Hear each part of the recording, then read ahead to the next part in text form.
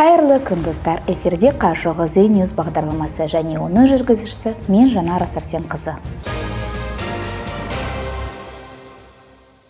Биылғы жол құрылыс маусымда автомобиль жолдарын салу, жөндеу және күтіп ұстауға арналған 79 жаңа материалдың кешенді сынағы басталады.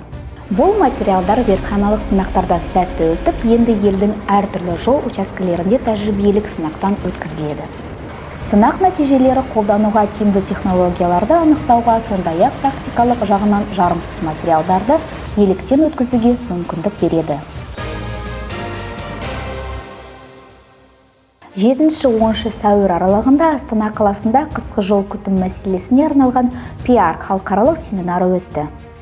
Іс-шараға ПИАРК дүниежүзілік жол қауымдастығының құрамына кіретін 23 елден 50-ге жуық жол саласының маманы қатысты.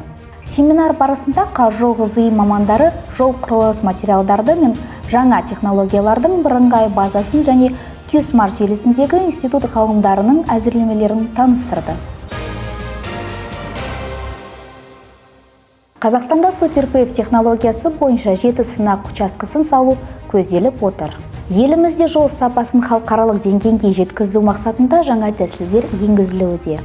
Қазақстан SuperPave технологиясына көшу аясында жаңа жол жамылғысының стандартына өтуде. Бұл әдіс жолдардың ұзақ мерзімділігін арттырып, олардың күтіп ұстауға кететін шығындарды азайтуға бағытталған. SuperPave технологиясы бүгінде ақш пен бірқатар дамыған елдерде кеңінен қолданылады. Қазақстанда оны бейімдеу халықаралық стандарттарға көшуге жол ашады. Қазақстанда алғаш рет жол қозғалысы қауіпсіздігі стратегиясын жобасы әзірленіп жатыр.